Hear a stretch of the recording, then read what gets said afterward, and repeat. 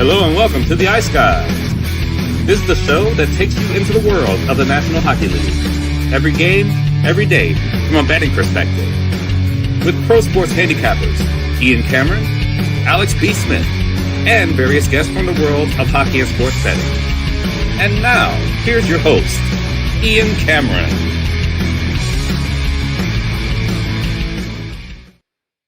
What a sound that is. What a beautiful sound that is to hear that awesome intro music. And it means we're back, baby, in the words of Frank Costanza. We are back. Welcome to the Ice Guys for the 2025-2026 NHL season. And welcome to our Eastern Conference season preview show. Ian Cameron, Alex B. Smith. Here we are, 8th year, full year, doing this show. It's really amazing how long it has been. But Alex, you get that, the hair standing on the back of your neck. Well, maybe not in your case right now.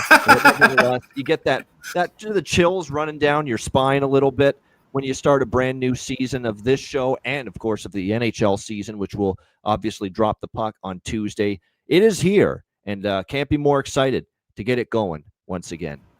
Yeah, absolutely. Like you said, when the calendar changes over to October, that's when you officially know it's hockey season, even though it's 90 degrees here in St. Paul, but it's going to cool down and the action on ice is going to heat up and looking forward to it. Like I said, another year working with you, another year with our wonderful Ice Guys family, watching us on YouTube, watching us on X as well.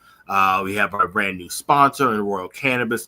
Just so excited to get the new season going.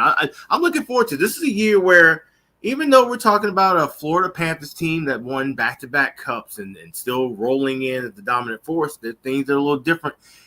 The landscape of the league feels like it's going to change a little bit. Everybody's talking about these big contracts that are being signed with the salary cap going up. We're going to have 2 more games after the season, the last 82-game season we'll have. So there's just a feeling of change as we hit the middle of this decade and continue to see growth within the National Hockey League.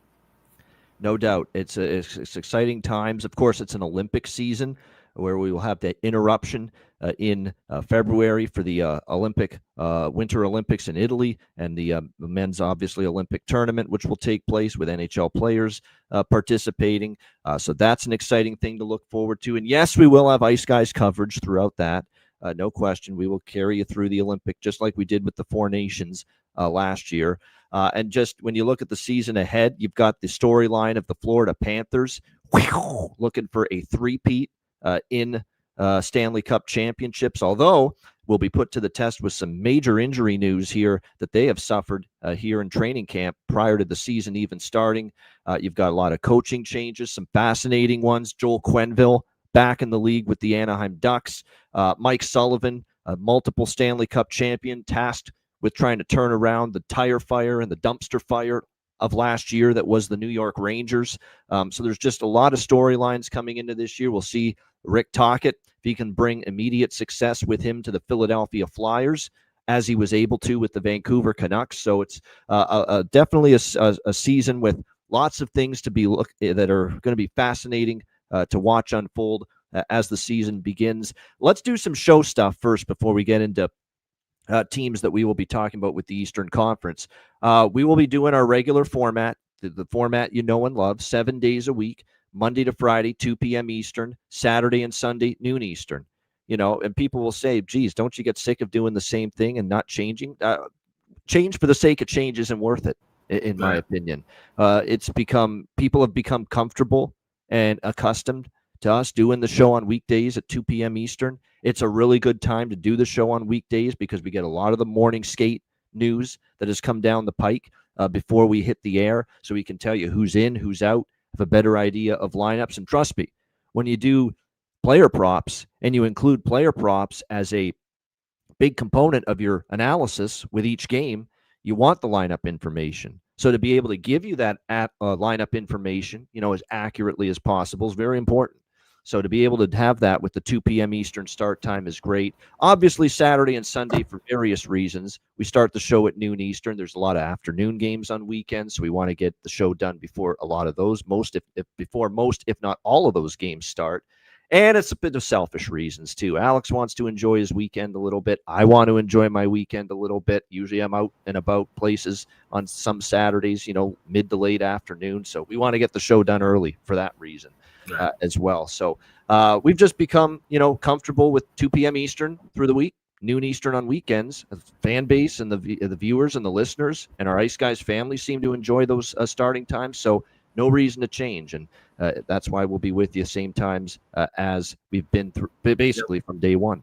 Mondays have been different during college football season. Correct. There will be a delay. Now, I got Hitting the Books, my college football show for this upcoming Monday, rearranged. Okay, so we'll be doing that show late afternoon. So Monday this week, we will be doing the Western Conference preview show at 2 p.m. Eastern at this time on Monday. But Mondays starting the first Monday of the regular season. So that would be October 13th. Yeah, we'll be pushing the start time of Mondays back a little bit because of college football show that I do. It'll be in the 3:30 Eastern range, most Monday shows in the first, I would say, 2-3 months of the season. But Tuesday to Friday will remain 2 p.m. Eastern, and obviously Saturday, Sunday at noon Eastern. So, yes, that's the only difference. Is that Monday early on we'll be pushing the show back to usually approximately 3 to 3:30 p.m. Eastern start time.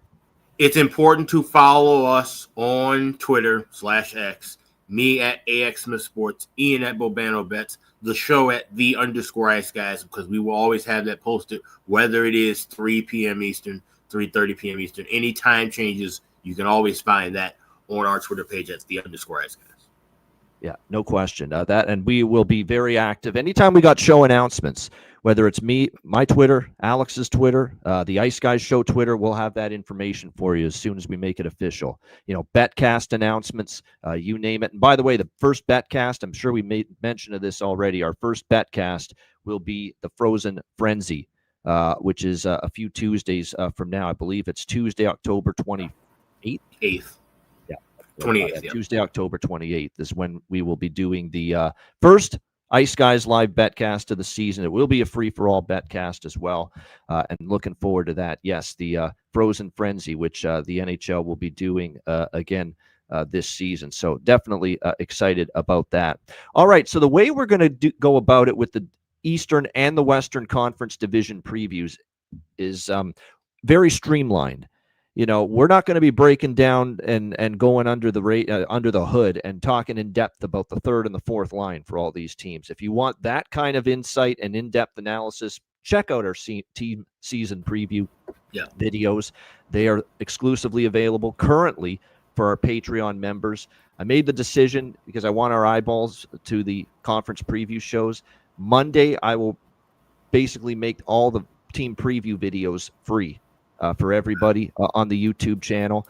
But if you want them before Monday, they are exclusive to our Patreon members. And remember, patreon.com/Ice Guys, we will be having a ton of bonus content. So it's basically a way for you guys to get bonus content, but it's also, a way to support the show as well. Just chipping in $10 per month. And what we give you on patreon.com/Ice Guys is a daily NHL card throughout the season, sides, totals, player props from me, from Alex, from any guests on the show will be posted on the Patreon page exclusively for members each and every day. We will obviously have bonus videos, bonus shows from time to time. We will have exclusive live betcasts for Patreon members only.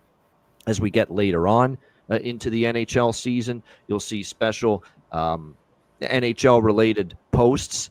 A lot of Alex and I are both starting up at a brand new website called Wizard Sports Picks. And my goal is anytime I got a free play there, I'm going to shoot it up on the Patreon page as well. We'll be doing a lot of that this year. Any articles that I write, and I plan on chipping in some of those to the site, we'll include those on the Patreon page as well. Alex's goalie charts, world famous if you ask me, goalie charts will be available exclusively to Patreon members as well on the Patreon page throughout the season. So again, now's the time to get on board with that. Puck drops Tuesday next week, October 7th, $10 per month for all you get on the Patreon page as far as bonus content. It's well worth it. Patreon.com/Ice Guys. And I also want to mention, too, a couple of changes with the goalie charts this year. We will be doing the same format and it's the same layout. However, there will be PDF downloadable formats available starting earlier today. I will be getting the finalized list with all the waiver moves and different things ready for what will be the opening night lineups for all 32 goaltenders and home ice charts. But that will be a downloadable PDF at the bottom of that page on Patreon. So you can download that and have a copy on your phone or your tablet or what have you, as well as not just having to go back and forth to the app. So that's something new. We will consistently have the PDF download whenever we update the goalie charts. Good stuff there. All right, Atlantic Division. Now, what we're going to do here is, like I said, we are just going to go mostly straight to bets we like as far as teams in this division are concerned entering this upcoming season. I will start with one team that I've already bet as far as point total for the upcoming season here in the Atlantic Division, and it's the Montreal Canadiens over. It is a team that I like quite a bit as far as the direction of this franchise. I like the fact that this young core, got a taste of the Stanley Cup playoffs last year, which I think should benefit them and help them going into this year. Their point total currently set at 90.5. You can find that obviously at FanDuel, DraftKings, most sports books have the point total. It's a team that obviously is really gaining momentum. You saw the improvement that they made, especially at the defensive end of the ice. Marty St. Louis was very critical of his team early in the year, and there were some ugly games. There were games they were giving up 6, 7, 8 goals, on a regular basis. Last year, early in the year, there was a good job they did kind of cleaning up some of those defensive issues. I'm a big fan of Zach Bolduc. We all know Ivan Demidov, heavy favorite to win the Calder Trophy, Rookie of the Year this year, but don't forget about the fact that there are still tons of great options offensively for this team up front. I don't think there's going to be much issue expecting some good results from their top 6. There's no reason their power play shouldn't be dynamic and lethal. Now, when you're going to have Demidov on it, you're going to obviously have Caulfield, Suzuki, Patrick Laine. The one thing he's really good with, as we know, is that one-timer queued up on the power play. That's absolutely the case. That's absolutely the strength, I think, of Patrick Laine overall, because we know 5-on-5, he can kind of go to sleep on you.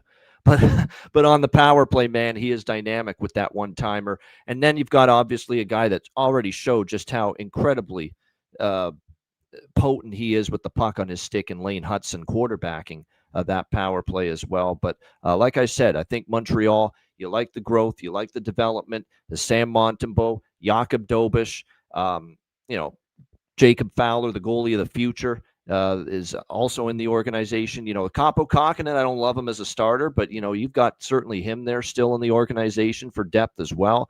So Noah Dobson brought in the trade with the New York Islanders. So like I said, Montreal over 90.5 points. Definitely something I'm liking in the Atlantic Division. Alex, something you're liking here in the Atlantic?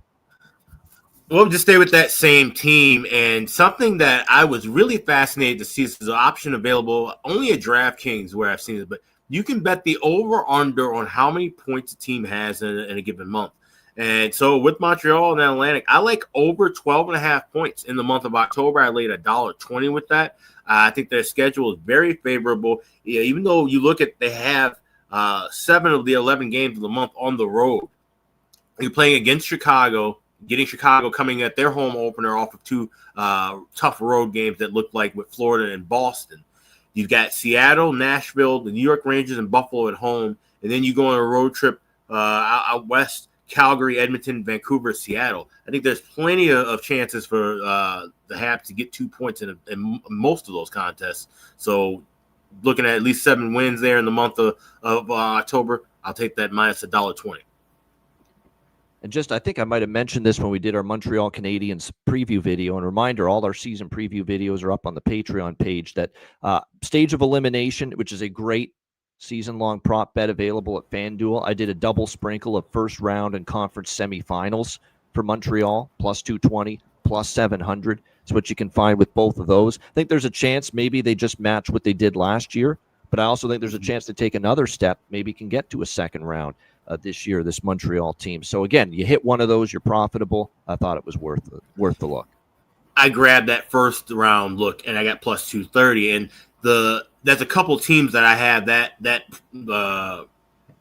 with, that first round bet, and mainly it leads to this: you're not going to get plus 230 backing whoever Montreal is playing in the first round more than likely. Okay, if they're a wild card team and they're going to draw Florida or Tampa or Toronto, they're probably going to be minus 270, minus 280. Now I have plus 230 in pocket with them by grabbing that bet now. There's another one that I really like on the Western side. We'll be talking about on Monday, but that's one that I really like in the East. Montreal out in the first round.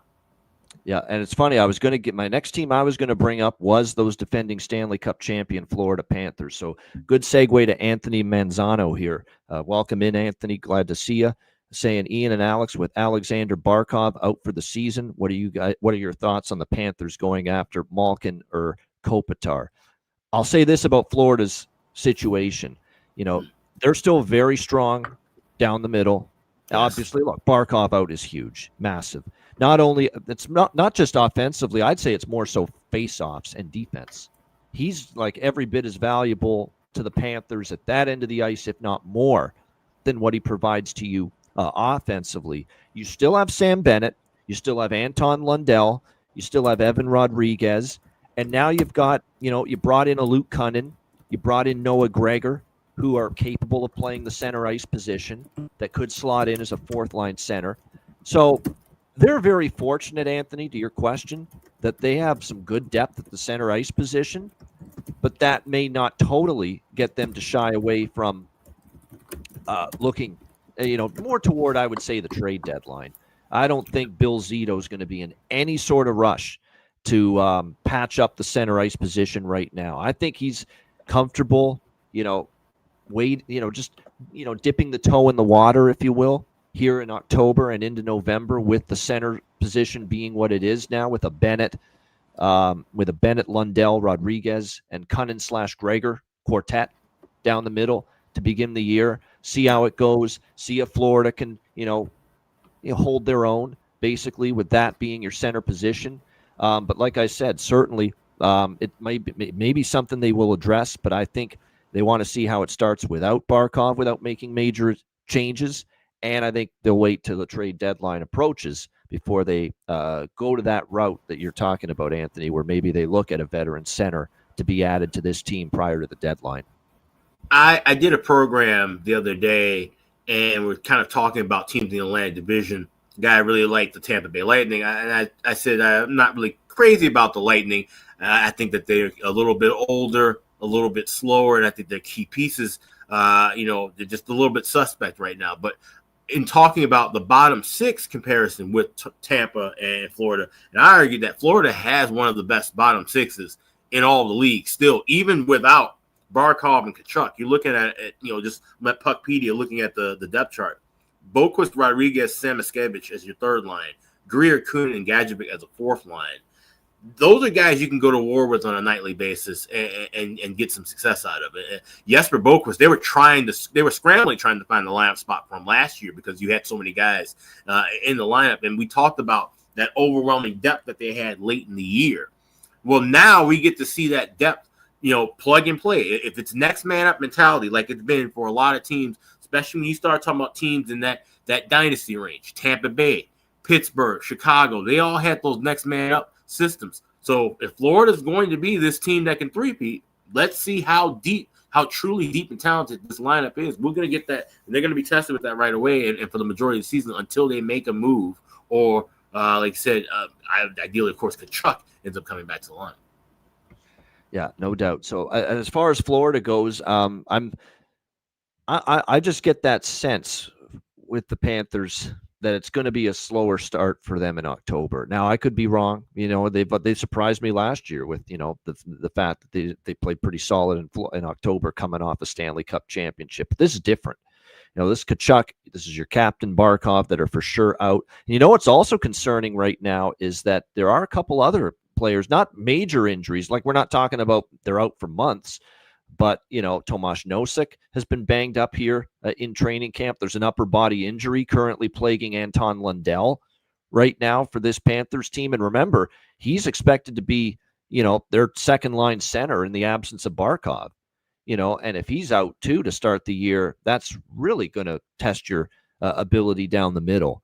if you're the Florida Panthers going into this season. So, like I said, I think it's a situation where Florida, we'll have to, let's wait till we get closer to Tuesday, because, it's amazing that we know Kachuk and Barkov are out long term, but I'm seeing Noshik's banged up right now in training camp. I'm seeing that Anton Lundell right now has an upper body injury that he just sustained. I think it might have happened last night because Tampa and Florida played this ridiculously physical, violent, nasty game in the preseason. There were tons of scrums, multiple fights. It was a whole lot of bad blood here in the preseason last night with the Panthers and Lightning, and I think that might have been when Lundell sustained his upper body injury. So like I said, this is definitely a situation to monitor, that already Florida accumulating some attrition here in training camp and preseason. We've seen the opening night number plummet. I grabbed plus 260 back in July with the Blackhawks. It went up to around plus 281. I think that was the highest number I saw during the summer. Came back down and was around 255, 260 for most of the last couple of weeks. Now I'm looking at the board plus 225s, plus 219 at one shot. So if you're looking to grab the Hawks, by all means, I'd say grab it sooner than later. Because it seems like more money's going to come in because people are fading. It's just natural to fade the champ at home, especially with an odd start time. But now you're talking about multiple injuries with top forwards. This is not the lineup that you were looking at when this line was Florida minus 300 back in July. Yeah, no doubt. No doubt. You know what's funny is at Bet365, you can bet finishing position. I picked for each division. And for Florida, I sprinkled on third in the division, quite honestly. You can get that in the plus 500, plus 600 range. I think it's very possible. Because remember, this is also a team that we saw down the stretch last year. Paul Maurice was given Barkov, Kachuk, Verhaeghe, Bennett, Reinhart. A lot of those guys some time off down the stretch. So pacing his team really for the Stanley Cup playoff run. So that's another thing that be careful. I'm not saying this alone is enough to keep you off betting over with Florida. But it's something you got to keep in mind. It's these injuries that have mounted. It's the fact that clearly there was not a whole lot of emphasis placed on winning the division last year by the Florida Panthers. So that is definitely something that you want to keep in mind with them going into this upcoming season. As far as the other teams in the Atlantic Division, Detroit, I have not made a move on Detroit. I have not. Me neither. And I wish I could tell you I'm confident they can make the I'll put it this way. I think their goaltending's in a better situation as long as Gibson's healthy, though. That's the key. It's as long as he's healthy, because he can be good. I think he will give this team a better opportunity night in and night out. Cam Talbot slides down to the backup role, which I think at this stage of his career probably is best for him. Like I still like Cam Talbot to come in there every now and then and play a great game. He's capable of it. No doubt. You just don't want him having the lion's share of starts. We've shown he's not equipped for it, especially these last year or so in Detroit. So that's what bringing in Gibson.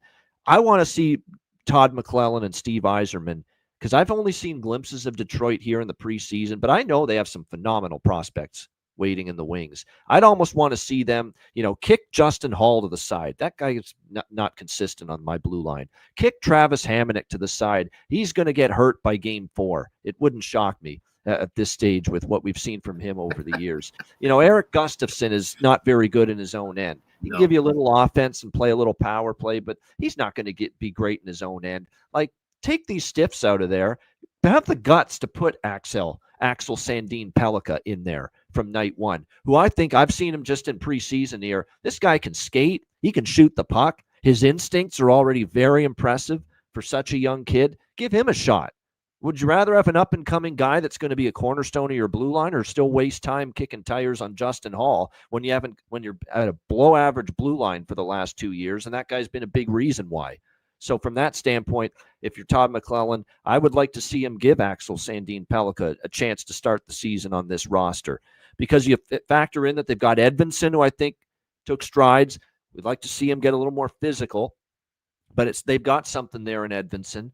Mo Seider's got to have a better year. It was too erratic, too many issues defensively at times last year. I was disappointed in that regard. He's also capable of the point production. Hopefully he's able to provide that. But I'd like to see Sandin Pellikka in there, quite honestly, to start the year. And then in the forward group, Michael Brandsig-Nygaard. This is a guy that's impressed here in preseason action for the Detroit Red Wings. This Emmett Finney kid has been solid as well for them. Casper, the friendly betting ghost, we love that guy, and we love betting the player props and goal props with him last year. Marco Casper, he's had a very solid preseason. We know what he did last year, breakout offensive season for him. The goal scoring is not the issue. Larkin, Raymond, Kane are back in the fold. Alex DeBrincat, you shouldn't have any issues scoring. The blue line has to improve. Gibson's got to play well. Gibson's got to be healthy. Those things happen. You got a decent chance. You got at least a solid chance to make the playoffs. And then if you can just say, you know what, see you later, Gustafsson, Hamonic, who your next injury is right around the corner anyway, and Justin Hall, and give Sandin Pellikka, I think a fair shot to be a regular member of this blue line to begin the year. Then we might be talking with Detroit being a playoff team. But still a lot of ifs. Well, and the funniest thing is you talk about, getting rid of some of the stips and bringing up the prospects. The number one spot where you really need to do that is in goal. Because, yes, you signed John Gibson and you hope that he can find the, magic he once had at the beginning of his career in Anaheim.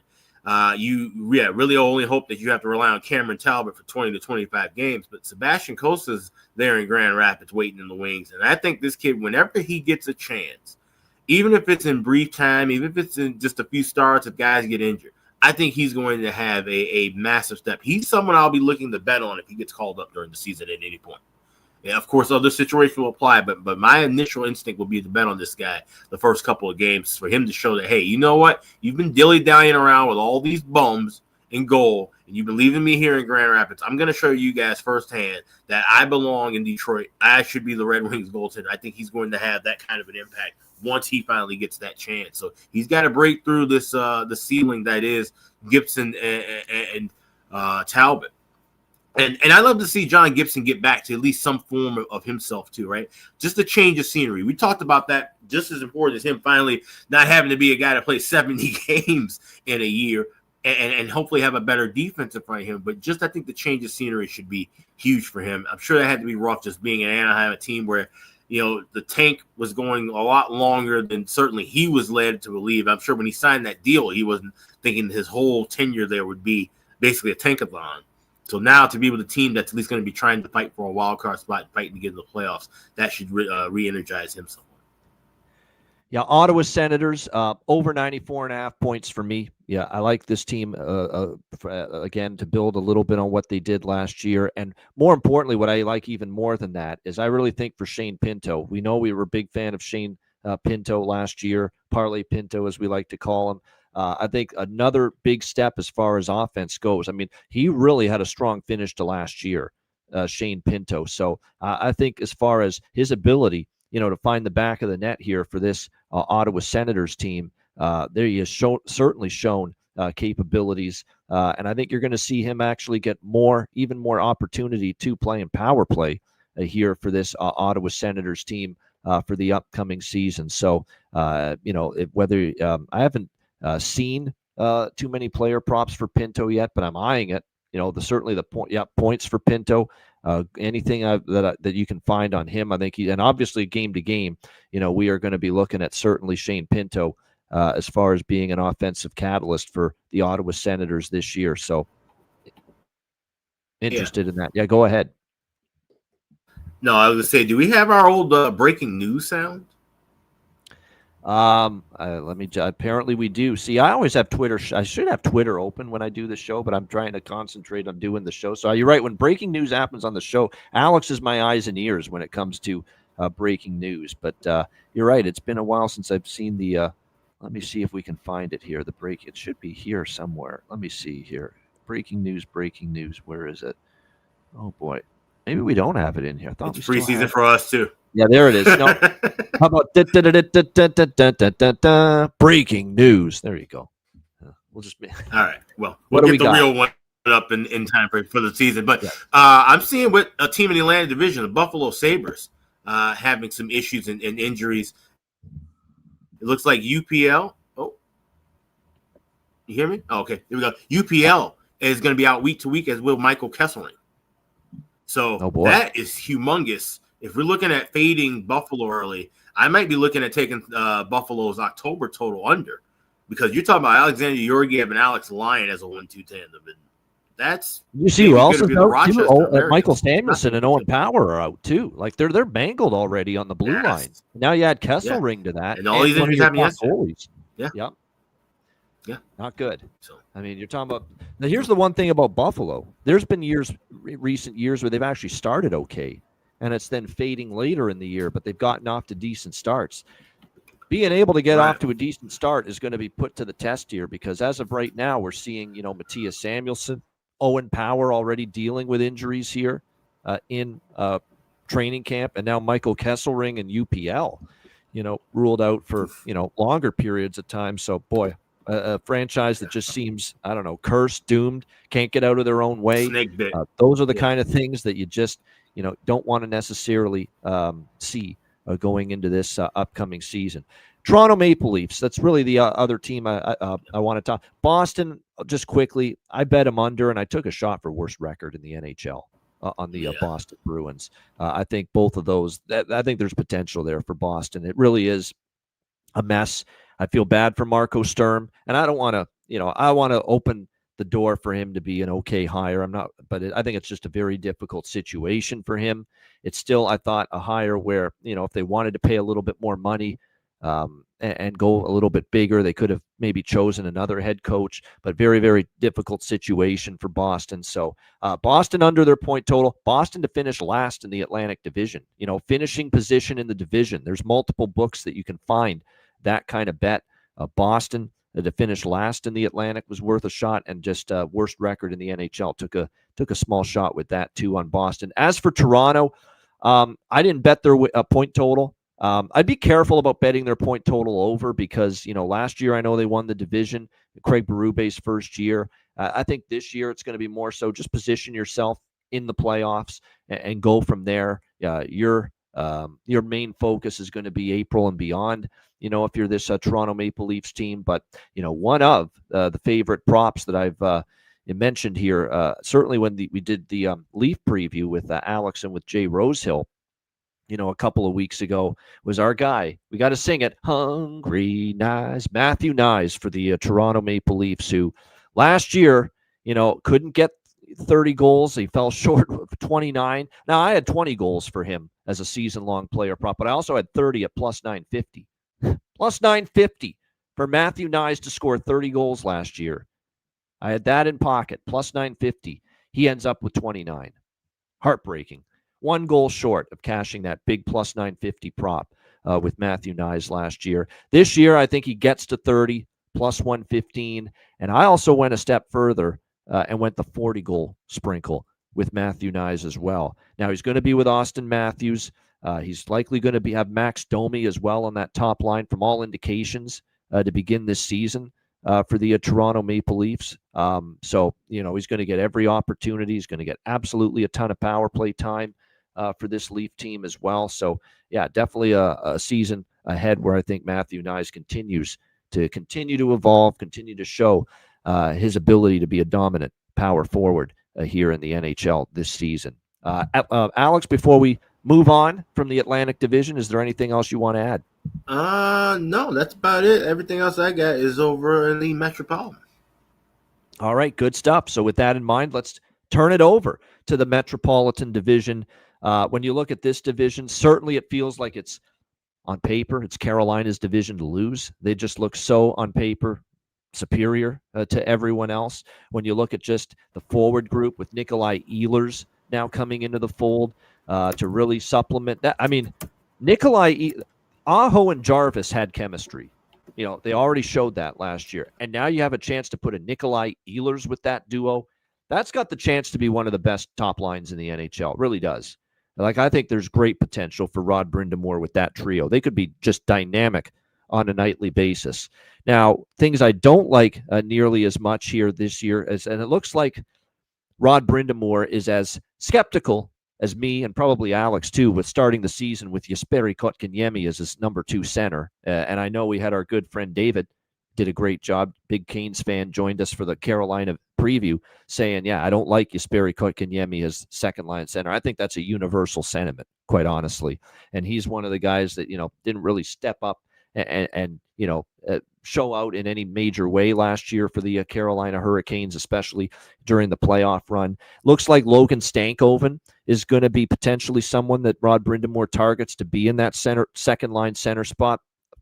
Fully agree with that. I thought Stankoven meshed pretty much instantly when he joined Carolina from the Dallas Stars last year, no doubt. You like that they've got, you're starting the year potentially with, Jordan Martin, Nuke Stahl, Carrier. Taylor Hall could be on a fourth line to begin the year for Carolina, believe it or not. And say what you will about Taylor Hall, he can be streaky. That's still someone that can deliver offense from a fourth line, and that's invaluable these days. Why was Florida so good? Because third and the fourth line were fucking scoring goals and producing offensively last year in winning the Stanley Cup. Well, Carolina could get a little of that from Taylor Hall, if he is able to chip in from a fourth line role for the Carolina Hurricanes. Goes without saying the blue line's phenomenal. And of course, in net, we'll see. That's actually probably a little bit of the concern, but the blue line is so strong, sometimes it can mask the goaltending. But Anderson, health and consistency. Kochetkov, greatly disappointed. Two big fans of his, and me and Alex last year, where he finally has the door open to get a lot of opportunity, maybe even take the job outright from Freddie Anderson. And he kind of gagged and coughed and wheezed with that opportunity down the stretch last year, where he didn't really play that great with the opportunity. Kind of fumbled the ball, if you will, with the opportunity he got. So I'm a little more pessimistic now when it comes to Pyotr Kochetkov here for Carolina. But other than that small goaltending question, there's a lot to like with the rest of the team. So it looks like they're the team to beat in that division. I've come around, Alex, and I'll start with my first bet here in the Metro that I'll mention. I've come around on the New York Rangers a little bit being better. And it's just because of Mike Sullivan. I'm putting my faith in Mike Sullivan. We mentioned this on the Ranger preview with John Massey, and I'm sure he'll be doing cartwheels saying I'm a little bit higher on the Rangers than I was maybe a few weeks ago. But I'm hearing good vibes around the group. I'm hearing they're buying into trying to become a better defensive team, and that's where it's got to happen. Look, you've got Igor Shesterkin, and too many times you let him hang out to dry last year. It was ridiculous, totally absurd, with the lack of responsibility and the lack of attention to detail at times that the New York Rangers delivered last year. When you've got just one of the best goalies in the league in Igor Shesterkin, all you have to do is play somewhat decently in your own end and let Shesterkin take care of the rest. But it sounds like Mike Sullivan working hard as far as trying to get, that defensive play turned around. It does help you bring in Vladislav Gavrikov. That was a nice addition, obviously, to the blue line to address those defensive shortcomings from last season. JT Miller being named the captain, the obvious choice. This guy's a leader. This guy doesn't take any crap, as Elias Pettersson in Vancouver knows all too well. So he'll keep the room accountable, and he'll be outspoken for sure. That's a good move by the Rangers. I think the important forwards to look at for the Rangers this year are going to be, Lafreniere having a kind of a bounce back year, because 2 years ago it was great, kind of a bit backwards again last year. Can he step up? Obviously I like the Taylor Radish addition. I like what Will Cooley's game continues to evolve and continues to get better. I think the bread man Panarin's set up to have a big year because he's in a contract year. You're always going to want to obviously put up the big numbers in a situation like that. And the reason why I think the Rangers will be a little bit better is just, again, the Sullivan track record. He took over Boston, his first head coaching job, and it was massive improvement in year one. And then, of course, the first year in Pittsburgh with the Penguins, it was massive improvement there from the year before he took over to his first season there. So for that reason, I'm a little bit opening the door for Ranger improvement. Again, playoffs, we'll see.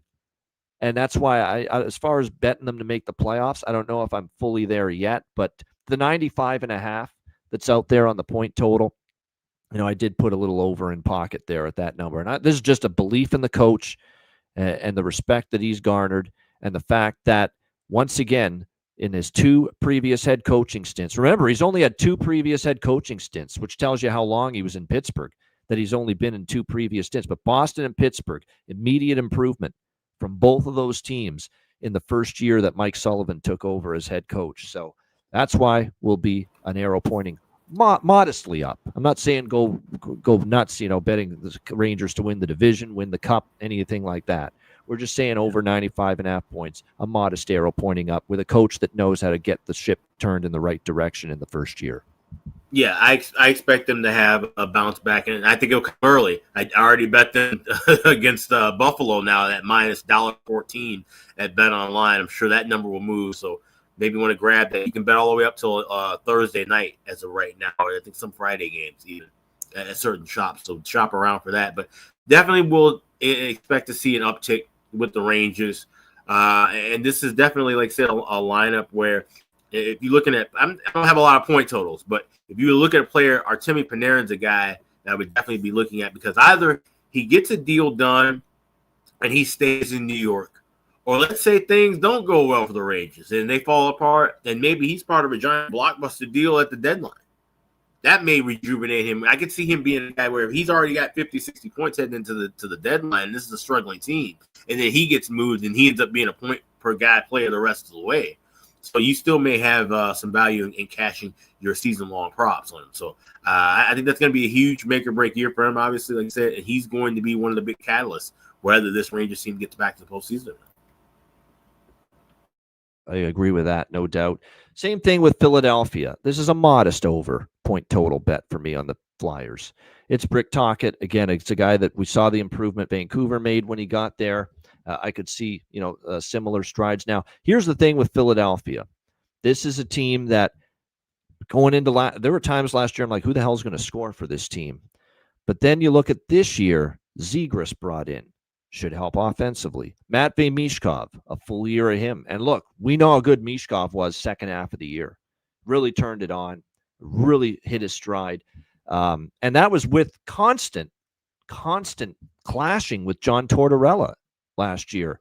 Now, if you imagine if he can have somewhat, of a good working relationship here with Rick Tocchet, and at least, defensively, he's got a long way to go. And you could say the same thing about the Russian in Montreal too, Demidov. Like you could tell last year, as lethal and as electrifying as Demidov could be with the puck on his stick from an offensive standpoint, that there's definitely there's definitely ways to go, I should say, for the defensive side of the game to come around. And you could say the same thing too about Mishkov. I think what's interesting about the Flyers and Noah Cates, Tyson Forster, these are guys that, are capable, and these are guys that have looked actually pretty solid here in the preseason as far as offensive production is concerned. So this team might be able to have a little bit more offensive punch than you would think. How well, Rick Tocchet's able to mold this blue line is going to be interesting because, you got Cam York, you've got Travis Sanheim, who I like, Jamie Drysdale, who I like, but you're going to need to see if those depth defensemen can continue to develop for you. You'll probably see some Adam Ginning. You'll see Igor Zamula, Noah Juleson, Rasmus Ristolainen's out to begin the year. They like Radek Bonk's son, Oliver Bonk, who's going to be maybe pushing toward a spot on this Flyers blue line.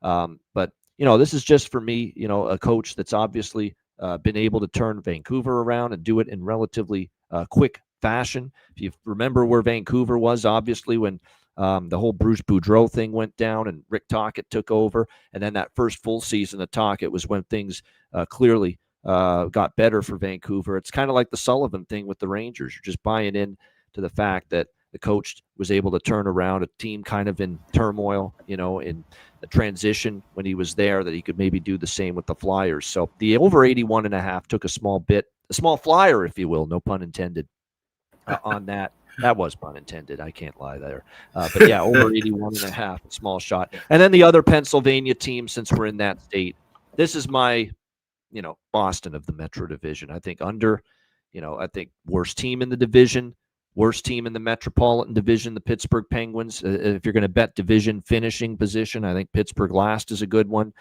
And also, I think maybe to have the worst. Now, I don't know about worst record in the NHL because unless, Sidney Crosby has a major injuries out for the season, it's hard to believe that a team with Sidney Crosby on it could be the worst team in the NHL, but I still dabbled in that as well. Even though, Sidney was phenomenal last year. And we mentioned this with Matt Geica, who's going to be on this show as a guest on occasion once again this season from Pittsburgh, knows the Penguins inside and out, that I think health is always a concern when you're talking where Sidney Crosby is at this stage of his career. But you factor in that who's going to score for this team on a consistent basis. He's going to be with Rickard Rakell. There's been some flashes in preseason, Alex, from Ville Koivunen, which is good to see. Ville Koivunen's looked pretty solid here. He's chipped in well offensively for the Penguins here in preseason. But there's very little in the bottom six that you're going to get offensively from anybody consistently. So this is still going to be a lot of the Penguin offense this year on the plate of number 87, Sidney Crosby. And you look again at what he was able to produce the last few years, 3 straight seasons of 90 points going back to 2022, 93, 94, 91 points for Sidney Crosby the last 3 seasons. Now, again, it came with almost a full season of health as well. He played 80 to 82 games, in all 3 of those seasons. And so, yes, your concern is if you're going to look toward season-long point props with Sidney Crosby, that, wait a minute, it's going to be difficult for him, to stay that healthy again, in his late 30s. But this guy is just a conditioning freak, a training regimen assassin, if you will, in the off season. The way he goes about keeping himself in a physical state to be as healthy as possible so that he can be durable. He can be available for his team for 80 to 82 games. It's not a fluke. He's played 80 to 82 games the last 3 consecutive seasons. He has done not just good, a great job at getting himself ready for the season from a physical and conditioning standpoint. And I think we can get those 80 games. And if he gets to 80 games again this year for the Penguins, to me, he absolutely can hit 90 points for this team for the 4th straight year. So plus 220 on Sidney Crosby, 90 points. 90-plus points I am in. Yeah, he's obviously the bright spot on that Penguins team that's going to be dreadful. And I bet them 7-1 to have the worst record in the NHL. I grabbed that at DraftKings a couple days ago. I'm just not sold on this lineup outside of him. Brian Rust already injured. And that was one of the things we said in the season preview. You got to have him healthy. You got to have these key pieces around. Can't just be the 87 show every night, especially with him at his age. And like I said, he's done a wonderful job of being durable and available these last 3 seasons. It kind of makes you sad now when you look back at, he missed so many games in the prime of his career with concussions and different injuries and stuff. His numbers, he'd be right there with Ovechkin in the goal category and in all these different point records. He'd be a lot further along if he hadn't missed that time. And now he's durable to the point where we could see him maybe extend his career a few more years. So I'm sure he'll get into those ranges. But it's going to be tough with the team around him. It just simply is. This is not a good hockey team. It's about as bad of a hockey team as he's been on since he joined the league when the Penguins needed him and Marc-Andre Fleury and all those guys to save that franchise. It seems like it's come to a full circle at this point now as far as the Steel City. And then the other Keystone State team, the Flyers. First of all, it made my joints ache a little bit when you mentioned that's Roddick Bonk's son. I'm trying to make the team at 20 years of age. My God, we're getting older and older. But it's a team where I think early on they're going to be able to surprise and stun. We saw that happen during the Tortorella era, but I think that's going to be a little bit of a coach bump there. And I took over 10.5 points in October, minus $1.10 at DraftKings. I like where their schedule lies. Now we're talking about this weekending Florida team, at least for the moment. They get Florida 2 of the first 3 games on the road and on home. They have Winnipeg, Minnesota, Seattle at home. Seattle, of course, a team that I'm not sold on at all. The majority of their games in the month of October are at home.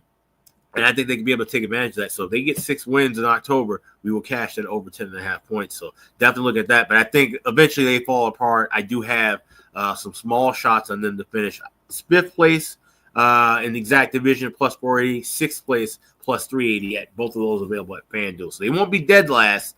That'll go to Pittsburgh, but I think Philly will probably be somewhere at the bottom as well. Absolutely. Columbus. I do want to talk about Columbus because Columbus is a fascinating team. Fascinating with a capital F. I mean it. I mean, this is a team that I think it could go completely in the tank again. The adrenaline and the emotion of last year, the Johnny Gaudreau tribute season. It's kind of what it felt like with Columbus last year, watching them. No question that they played with incredible intensity and emotion, and just wanted to make 100% sure that every forward, every defenseman, the goaltenders did everything in their power to put a season out there on the ice that would have made Johnny Gaudreau proud, that would have made the Gaudreau family proud. So I think the emotion of the tragic situation that unfolded involving the passing of Johnny Gaudreau, I think kind of enhanced Columbus's play. But it's almost like the betting markets kind of feel that way too.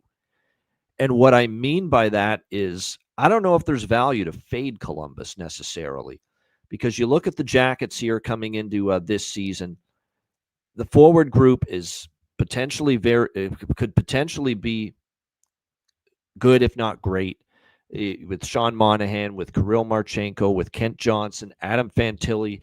Really, you could tell last year that was a, wow, I'm getting comfortable in the NHL kind of season from him. 54 points, 31 goals in the 82 games for Fantilli last year. We'll see if the captain, Boone Jenner, can, stay a little bit healthier. He's been ravaged by injuries the last few seasons, 58 games 2 years ago, just 26 games last year. So certainly would like to see, Boone Jenner stay a little bit healthy for the Blue Jackets. Charlie Coyle's a nice third-line center addition, for the Jackets. Putting him in that role, I think, is perfect for him, at this stage of his career. You got Shinikov, Isaac Lundestrom, and Miles Wood, part of this, bottom six, which I think can enhance it for the Jackets. It'll be fascinating to see if Matthew Olivier can deliver that unexpected offensive production he did. He's certainly going to give you the physical play and the fisticuffs. Will he give you almost 20 goals like he did last year is going to be the question, because to be honest, 18 goals from Matthew Olivier, on a fourth line was pretty surprising. Credit to him and the work he's put in to be able to do that. The blue line this year, Werenski, it's going to be hard to duplicate the season he had last year, but it was an absolute, phenomenal season, with what he delivered on the back end for the Jackets. Dante Fabro, Ivan Provorov, who has at least been in modestly better since his days in Philadelphia, Damon Severson. Denton Mateychuk is the one I like. We know Werenski, but Denton Mateychuk is someone to really keep an eye on for this Jackets team. I think he's going to be make the team. He'll be on this blue line, I believe, to start the year. I'd be shocked if he doesn't. He's got the potential to be a good up-and-coming young defenseman for this team. You've still got the old foot soldier, Eric Branson, there. To me, I want to see Dean Evison, and this is what's going to be the make it or break it for me with my pro or con for Columbus this year, whether I'm a bet on or bet against, is I want to see them start to pass the torch to Jet Greaves. I've been very, very patient. That's the word. Patient with Elvis Merzlikins. We know he's had a lot to deal with in his life. We know he had the tragedy with his best friend and his country mate, his fellow goaltender, in the firework incident, and he's had PTSD from that for years. He's had definitely mental struggles. We've been patient with him as he works that out. But at the end of the day, it's a results-oriented business, and it's based on your play on the ice. Right. It's harsh to say that when you're going through mental struggles, but you have to stop the puck at a consistent rate if you're going to lead your team to being a playoff team. And we just have not seen enough of that from Elvis Merzlikins the last 2 years. And then Jet Greaves comes in late last year, plays so well that Dean Evison can't take him out of the net. Like, it was remarkable what Greaves was doing. I mean, he only got into 11 games, but my gosh, 7-2-2, 2 shutouts, 1.91 goals against average, .938 save percentage. I want to see more of Jet Greaves. I want to see him get 20, 30 starts this year. Maybe still Merzlikins, they defer to him and give him still more starts. But I want to see Jet Greaves at the NHL level get a good chunk of games to really get an indicator of if this guy's got staying power as a legit bona fide starting goaltender in the National Hockey League. If you can guarantee Dean Evison's going in that route, I'd be jumping on Columbus over. I don't know that yet. I got to wait, see how it goes. And so it's a wait and see approach for me, because I think the forward group's good. I think the blue line, especially with Mateychuk in there, can hold its own. They still have to cut back on quality, dangerous scoring chances allowed. There were still a few too many given up by the Jackets, but they still, in year one under Evison, clearly they were better than they were defensively 2 years ago, 3 years ago before that. Clearly, they made already some strides. Continue to get better in your own end. And now, if you get an extra save or two on some of those quality prime looks you give up from a Jet Greaves that maybe Merzlikins couldn't give to you, and there's your difference between a couple points out of the playoffs and maybe sneaking your way into the playoffs at the end of the season. So I'd love to see Greaves get a good opportunity to kind of run with this thing, but I'm not sure if they're going there yet. Yeah, I'm not sure either. And we've all but begged and pleaded with this Blue Jacket team for them to trade Merzlikins, because at this point, I just feel it's truly change of scenery. It's not that he's a bad goalie. He's not washed out, not injury issues. Yes, he's had mental, issues and mental things, but it's like I said, it's the environment. I feel like that's surrounded. And like I said, you have 2 tragic deaths within 3 years of the franchise. That doesn't happen every day. And for him to be part of that, and like I said, that weighs on you. I feel like he would just get out of a Blue Jackets uniform and with some other team, we'd see him get back to his quality form. And I think that may be the best thing that happened for that franchise and him, because like I said, with Greaves and that having Merzlikins now in the first half, and him and Greaves is a 1A, 1B tandem, and okay, let's say this team falls apart. You trade Merzlikins to a team that needs a backup, needs some goaltending depth, and you give Greaves the rest of the net the rest of the year. I think that's where we see the growth. That's where we see the development, and that's when we'll start to see, okay, can he be a bona fide number 1 goaltender? And Columbus, can they move forward within this division, or do they have to, still need to restructure some things on that back end? Because the forward group is talented, and they'd still have some budding talent coming up, of course, in that blue line group too. It's just a matter of the goaltending. And if Greaves is the future, like I said, they think to turn the net over to him sooner than later, not just for Greaves and for Columbus, but for Merzlikins' career as well. Yeah, so we've said this it feels like for those of you that have been watching this show, I'm sure we have a few new viewers, and if you are watching us for the first time, hello. But for those of you that have been with us for years now, we've said this so many times about Merzlikins. So maybe he just needs a fresh start, a new place to play, change of scenery, get away from Columbus, get another opportunity with another team, with another organization, and see how it goes. And I think that's kind of where we're at, in my opinion, with him, as far as maybe needing that opportunity. But for now, at least, he is still a member of this Columbus Blue Jackets team. And like I said, I want to see more of Jet Greaves. Maybe Jet Greaves he gets 20, 30 games and he's not good. Maybe that's very possible. Maybe but then we find out, well, he's not quite ready yet, Jet Greaves, because 11 games is a very small sample size. But all we have to gauge him on is those 11 games, and he was nothing short of brilliant in those 11 games. And not just 11 NHL games. I watched quite a bit of his work with the Cleveland Monsters in the AHL. He looked just as good down there too. So there was a stretch when he got called up that he was playing some good hockey in Cleveland as well as Columbus, and that's where I think that was the stretch that really gave this front office some confidence to say, hey, we can make him the backup. We can move Tarasov, and like I said, possibly move Elvis. Just quickly, quick hitters. Islanders under. I bet Islanders under. I don't see a lot of, and I think Matthew Schaefer will have a great season, but Matthew Schaefer, one player does not make a team. Like, I think he's ready. Everything I've seen from Matthew Schaefer as the number 1 overall pick, he is more than ready to play at a very high level already in his NHL career. But it comes down to where's the offense coming from. You need Barzal healthy. We can't guarantee that with his injury history. Anthony Duclair and Patrick Waugh have patched it up. Big deal. Duclair's got to show on the ice that he can be productive on a second-line wing role. I think you need the captain, Anders Lee, to give you a little more offensive punch. He kind of tailed off. I've been waiting now for a long time. Simon Holmstrom, Shabanov, Siplikov, all these guys that have been percolating in this forward group to step up offensively, and they don't do it enough. Simon Holmstrom, to me, is just way too inconsistent. Get on a little spurt and then not produce much for 2 weeks straight. You can't have that. Romanov, D'Angelo, Schaefer, Mayfield, Pelican, Pulock is actually not a bad blue line. But how many years are we talking about Pelican, Pulock, especially out for half the year with injuries? It's every freaking year with these guys. Pelican, the law firm, I call them, Pelican, Pulock. Every year they're getting hurt, these two guys. Then you look at the goaltending here. Ilya Sorokin. Semyon Varlamov, I think, is one step away from retiring. I don't think he's going to be much of a factor. He's still on IR to begin the year. Sorokin, who needs a bounce back year. We saw his play kind of dip last year at times. And David Riddick, who, one day he's great, one day he's terrible. That's been the story of David Riddick the last few years. So to me, the Islanders have a lot to prove to me.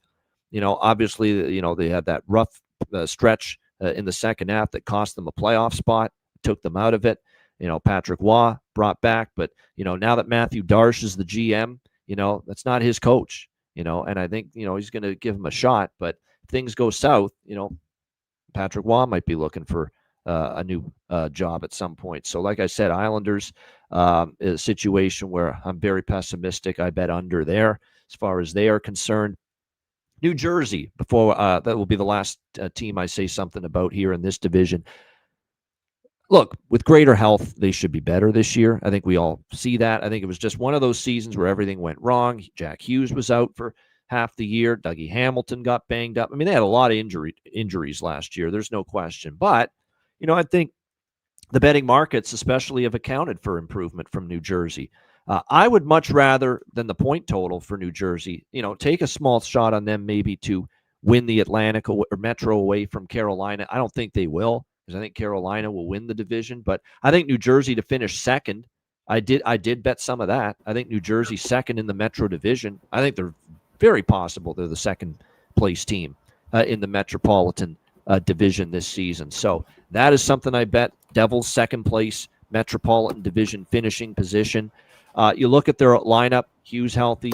It starts there. That's great news. Jesper Bratt, Timo Meier, Nico Hischier apparently went bonkers in the offseason as far as training to get himself in even better shape, be stronger, harder to knock the puck off. Mercer, I think there were times last year his play declined second half, so you'd like to see a little bit better 82-game stretch from Mercer this year. But, I'm a big fan. I like that Andre Palat's being dropped, finally. Andre Palat's not offensively, he's not giving you the offense that means he should be a top-line player automatically. I know he was in his Tampa Bay days, but like I said, Palat's now where he should be now. Third line with our guy Cody Glass Repair, Cody Glass Replace, and Connor Brown on that third line. Connor Brown's a great addition. Great speed, the defensive ability, can kill penalties. Hopefully he finds a little bit more efficiency with finishing his chances, but like that addition, people are loving, and we talked to Top Cheddar, who joined us for our New Jersey Devils preview, big Devils fan, Arseny Gritsuk here for the Devils. They like this kid. He's looked pretty solid in preseason, I must say.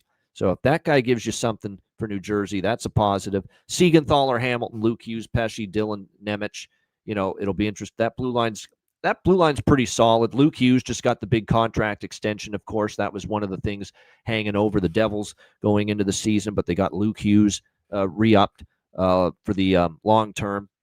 That's a good point by Rich H. Quinn's now the lowest paid Hughes. Yeah, I don't think he's going to be too thrilled about that, but I know, bragging rights by his brothers, Jack and Luke. Hey, we're making more money than you, Quinn. Suck on it. No, I don't think they're that harsh about it, but still, it's a little something that what brothers are like. Yeah. They rib each other. I'm sure Quinn's going to hear about it from Jack and Luke that, hey, we're getting more money than you. You better pick it up. But nevertheless, yeah, Luke Hughes getting the big contract extension. Markstrom and Allen, good tandem, solid tandem. Markstrom's still a little up and down, but Allen bailed him out at times last year when Markstrom struggled. So, yeah, I definitely think New Jersey is going to be much better. I like that second place bet. Second place in the Metro for the Devils. I feel like if you like any future, the second place, of course, that's something you want to grab now. But if you like any kind of other point totals or futures with the Devils, I would suggest waiting a little bit until after the first month, because I did go under their points, 12.5 points at even money. I think they have a tough start to the season. 3-game road trip at Carolina, at Tampa Bay, who looks really good right now, at Columbus, and then you go home against Florida, and then home against Edmonton. So those are the first 5 games. You also have games against Toronto, Minnesota, and a split home and home with Colorado before you wrap things up against San Jose. So there could be some tough bumps there, and I could see them maybe taking some losses in the month of October before they kind of really right the ship back in November. So maybe bet that under 10.5 season points now, and then look for an adjusted point total over once the calendar hits November. Great question from Robert Carlson, one of our favorites. I hope to see him in our betcast this year. Again, he was on a bunch of them with us. Washington Capitals, down year. I don't know about for the full season, But the more I look into it and the more I think about it, the more I'm on board with a slow start from the Washington Capitals, because I find we saw signs of it after Ovechkin broke Wayne Gretzky's record last year. For some reason, the level of play waned. It declined. The emotional factor, I don't think, was there nearly as much for Washington after Ovechkin got that record. And it kind of seeped into their playoff performance. Like, they had a bigger problem and trouble with Montreal than a lot of people thought. Like, if not for Logan Thompson saving their fucking bacon a few times in a couple of those games in that first, like, Montreal could have been live in that series to steal it and win it. So it's not like Washington was dominant by any stretch of the imagination over Montreal. And then we saw them get completely outclassed by Carolina. I don't think I certainly could have make a case for Carolina winning that series. I did not think they would dominate Washington to the extent that they did. And now you factor in that Ovechkin is always a habitual slow starter. Talked about this with our friend of the show, Nikita Kashersky. We did the Washington Capitals preview. He said the same thing. Wouldn't be shocked if Ovechkin has a slow start. Usually he has better months later in the year than automatically ripping it up in October and November. And just the collective, turning it back up again following, everything that went down last year. And the whole team, from emotionally and mentally, they were all in with Ovechkin. It wasn't just this wasn't just an Ovechkin record. The team was right there with him, supporting him, trying to help him in every which way to get that record. And I just worry that it's going to take this Washington Capitals team a little bit of time to get going, early in the year. So I'd rather fade Washington early. I think the world of Carberry, though, as a coach. This could be one of these situations where, because he's such a damn good coach, they start slow and they get going as the season goes on. They get better as the season goes on. It wouldn't surprise me, Alex, if this is a team we're talking about at the Olympic break being out of the playoffs. And then because Carberry knows how to push the right buttons and coach again, and coach at a high level, they turn it on late in the year and maybe make a push to get back into the playoffs and make the playoffs with a strong late season push. I could see that totally happening for the Washington Capitals. And don't dismiss the fact that, is Ovechkin going to be able to have that kind of season again like last year? Who knows? But don't dismiss how Strome had great chemistry with him. Protas had a breakout 30-goal year, and it looks like he might even be on the top line with Strome and Ovechkin. Holy shit, what a top line that could be if Alexei Protas shows he's not a one-year wonder. Because if he doesn't, and Protas shows he can be 30 goals annually, that's huge. Can Tom Wilson give you the offense in addition to all the other things we know he does so well? And you know what those are. PLD, Carberry coached the best season out of PLD that he's had in years, albeit, dumb penalties in the playoffs. Kind of Evander Kane syndrome hit him in the playoffs a little bit. But still, PLD was better last year. Ryan Leonard, a full season of him. It's going to be good to see. Everybody loves this guy's game and what he's capable of as far as a winger that can put the puck in the net. He's got a physical quotient to him. And I don't mind the blue line. Faravari, Carlson, Chychrun, Van Riemsdyk, Sandin, Roy. Logan Thompson, we like in net. He had a great year. Lindgren's a solid backup. I don't love Lindgren as a starter, but you put him in a backup role, he can still be capable. So there's still a lot of things I like about Washington, and I like the coach. But I just think early in the year, Alex, for me at least, it wouldn't surprise me if they're a bet against and they get off to a bit of a slow start. Yeah, I mean, it was naturally going to be a down year because I don't see them being a 111.51 win team this year, but they're still a good contending team. I don't see them struggling in that Metro, especially, like I said, they can stay relatively healthy. That's the biggest thing. And like I said, there's a lot of older, guys with a lot of miles. Ovechkin has a lot of miles on him. Tom Wilson has a lot of miles and a guy who, we don't talk about his fisticuffs and his physicality, but he also gives you 33 goals too. So like you said, he's a true top six guy. He is evolved out of just being that kind of grinder role into being a all around top six forward. He's kind of the older poor man kind of Matthew Tkachuk at this point, if you want to say. That's the kind of the way he plays. He's got to be at that level again and stay consistently in that lineup. So that's huge. Can Protas, like you said, consistently bring some scoring and have another 30-goal season. They can get that, and they can get the goaltending that I believe they can get from Logan Thompson, because I'm still in belief that this is a guy who's one of the top 10 best goalies in the league when he's on and when he's healthy. And like you said, Charlie Lindgren has found his role, I think, into being a solid backup, one of the better backups in the league. So this should be a good team. It's a down year from last year, but that does not mean that they are certainly a team falling off. I definitely see them back in the playoffs. Yeah, I like I said, I think this is just how I've got it mapped out in my mind. That I think if you're anti-Washington, it wouldn't hurt you to get those bets down now. Whether it's under point total, under October points, because I do think they get off to a sluggish start. I just think it's going to take some time. All that physical and emotional energy exerted for the Ovechkin push to become the record goal scorer, the top goal scorer in NHL history last year, that it could be a bit of a sluggish start for them, but they get better as the season goes on, simply because I think the coach knows what he's doing, and that's half the battle in Spencer Carberry. So that's kind of how I see it going with Washington. If you like Washington and you want to bet on Washington, I'm personally am holding off until we get to December and January, because I could see slow start early and then maybe they get things going back half of the regular season. Alex, anything else that you want to add from the Metropolitan Division? No, that pretty much kind of covers it. Like I said, of course, we'll be getting into our bargain bin and best bet segments coming up. So. There we have it. We will hold off, by the way. Obviously, we're going to give you a Stanley Cup final prediction and Stanley Cup champion, but we will save that for Monday. Once we get through the Western Conference, we'll give you that at the end of Monday's show. And then, of course, Tuesday, it's here, folks. Yeah. Day to day, game by game, every game on the board, breaking it down from a betting perspective right here on the Ice Guys show. So very good to hear that, see that, and looking forward to that. As far as through the week, we're slated whenever available, anytime he's available, and he'll be available most times. Matt Robinson. Yep. You know him, you love him. He'll be with us on Tuesdays and Thursdays. Once again, this season on the show, we'll have our guy Perlo joining us on Mondays starting the following week. Not this Monday, but the following Monday, October 13th. But Perlo's first show will be next Wednesday. He'll be with us Mondays and Wednesdays. Wednesday, October the 8th, we'll have Perlo with us at 2 p.m. Eastern time. So he'll be with us Mondays and Wednesdays, Matt Robinson. Tuesdays and Thursdays. And, of course, we'll have various guests throughout the season. We're going to have some Saturday guests on occasion. We've already got some people in mind for that. So, and, of course, we're going to try to get some Player Suite interviews done if the opportunity arises. We've been trying to get a bunch of people that have either been on or even some people that haven't been on yet, and tracking them down and getting an answer has been very difficult. Yeah. Very difficult. And unfortunately, when you got a million things to do in this endeavor as a handicapper day to day, can't always be chasing down people 24/7. So that's why we unfortunately didn't see as many Players Suite interviews this year. It's disappointing. We didn't get the response and the reception from people that we were expecting, but that's okay.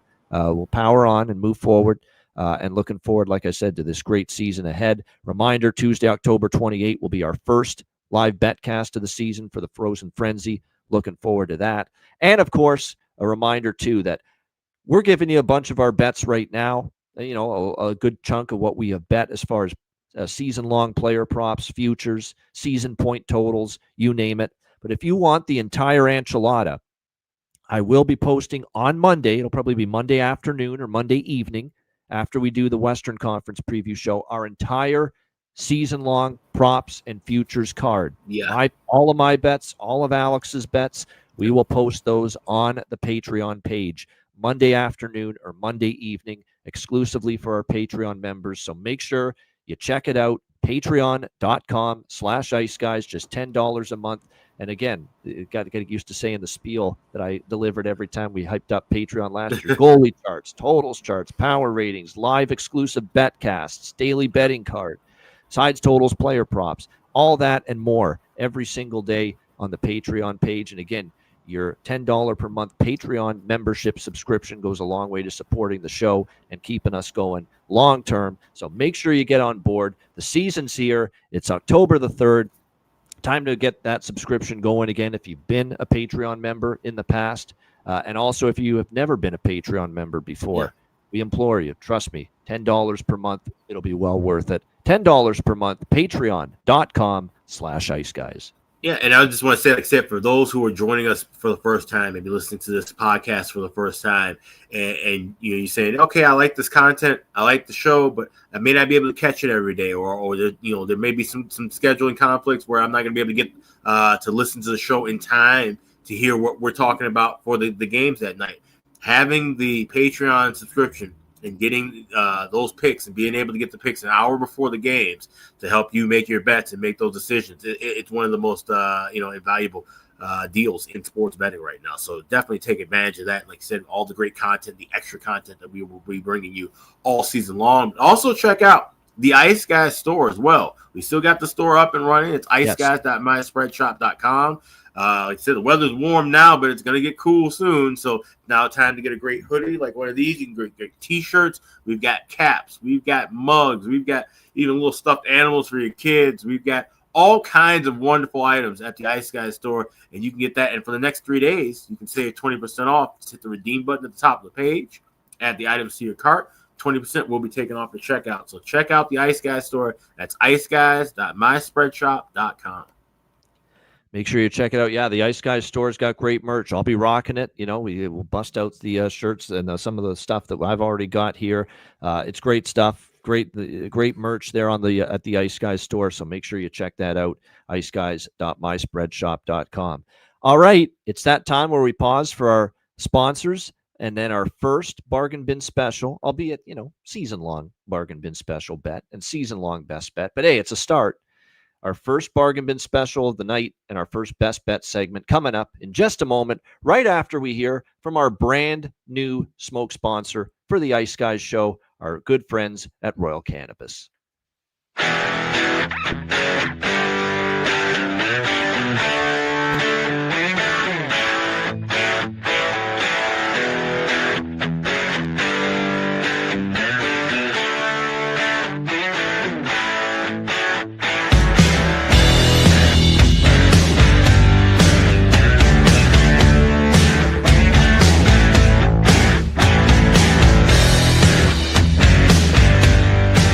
Royal Cannabis, where the kings and queens shop. Check it out, 20% off, promo code Ice Guys at royalcannabisshop.com. All right. Oh my gosh, it's like my hands are shaking about to click this banner to put up on this. It's been a while. It is good to have it back. It is time for the bargain bin special of the night. It has been certainly long overdue to get back to. And now I can't find the damn thing. Okay, here we go. Oh, there it is. There we go. Bargain bin. Told you it's preseason for everybody. There we go. Bargain bin special of the night. Here we go. It's up. There it is. Bargain bin special. I light up when I see that. It just means money-making time for the most part. I mean, we had a couple duds every now and then, but still, sure, to have the number of wins and some of the big plus prices we were hitting last year with the bargain bin special of the night, it was definitely something to behold, and hopefully we can deliver some big plus money, plus price shots and winners for you once again this year with the segment. Alex, it can be anything. That's as long as, and again, for our new viewers and listeners, plus 300 or better is the criteria for it to be a bargain bin special worthy recommendation. So anything on the board, plus 300 or better. Alex, what have you selected as far as season-long props or futures for bargain bin special? Well, I've got a really, really big bargain bin special for my Eastern Conference preview selection here, and it is a player prop on an award. You're talking about the Carolina Hurricanes and the different changes that they've made, and one of the players that they acquired in the offseason, coming off of a surgery, coming off of just a really kind of a tumultuous time at the end of his tenure with the New York Rangers, is Andre Miller. Now, he had the non-contact jersey taken off in practice this past weekend, and he looks to be on track to where he will be getting ready to play within certainly the first couple of games of the season. I like him to have a big year. I think he bounces back, and I took a shot with him to win the Norris Trophy. I got 500 to 1 at FanDuel, so $100 will win you $50,000. That's a heck of a long shot. They won't all be this big in the bargain bin, but we're going to start big here with the future one. 500 to 1 on Andre Miller of the Carolina Hurricanes to win the Norris Trophy. There you go. Andre Miller, Norris Trophy at big plus price there for Alex B. Smith with his Eastern Conference season preview bargain bin special of the night. My Eastern Conference season preview bargain bin special of the night. I am going to a season-long player prop, and it is from actually the one of the teams we just mentioned before we showed you the ad for Royal Cannabis. I'm a little bit surprised at this price, more than a little bit surprised, because he got this number of goals last year. I'm seeing that he's likely, or there's a chance anyway, that he's going to be on the top line for this team to start the year. And I don't think last year was a fluke for him. He's got the prototype of a power forward. He can score goals. He found instant chemistry. He was able to I think the great thing too is he's got the combination of pretty good skating ability, good size, above average release, and it went well for him. And if he plays on the top line for this team this season, as it looks like he might at the very least start the season on the top line, he's better than this price, in my opinion, to score 30 goals or more. Let's go with Alexei Protas for the Washington Capitals, plus 800 to score 30 goals or more. That you can find at FanDuel right now. Alexei Protas, Washington Capitals, plus 800 for my Eastern Conference season preview bargain bin special of the night. All right, best bets for the Eastern Conference season preview edition of the show. What do you like here for best bet? Yeah, I like the Montreal Canadiens to have another good season. I think they get back into the playoffs, but I think it ends one and done, just like last year. So we're going to go with the Montreal Canadiens round of elimination. First round, I got plus 230. All right, there you go. Montreal bounce in the first. That is my best bet in Eastern Conference. There we go. Montreal Canadiens there to get bounced in the first round of the Stanley Cup playoffs for Alex B. Smith with his best bet. My best bet, I'm actually going to go with a season-long player prop for my best bet too. And for me, I am going to go to, a player that when I look at his ability to score goals last year, ability to score goals this year as well, I think that ability is certainly going to be there in spades. He's going to get great opportunity. The price is great. He just barely missed this number by 1 goal last year. Hungry Knies, 1 goal from you, and I can't describe. Matthew Knies, Toronto Maple Leafs to hit 30 goals plus 115 at FanDuel. All he has to do is get 1 more goal than last year. And he'll be playing on the top line with Austin Matthews. He'll be on the power play at every opportunity. Just ask him to improve by 1 goal on last year when he had 29.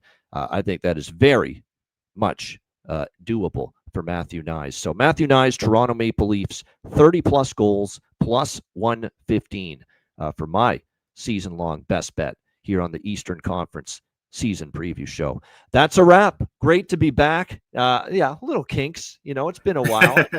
Yep. Got the bargain bins. Couldn't find the bargain bin special banner for a bit, but other than that, we got through it pretty well for our first show. We'll get even more in rhythm and into the routine as we go. And remember, Monday, 2 p.m. Eastern, will be our Western Conference season preview show, very much in this similar format. We'll go through the Central Division, the Pacific Division, and just roll through all the teams that we like, some of our favorite bets for the teams in those 2 divisions. And we will also give you our Stanley Cup final prediction and our Stanley Cup champion at the end of the show on Monday. And then it gets going for real on Tuesday for opening night, 2 p.m. Eastern.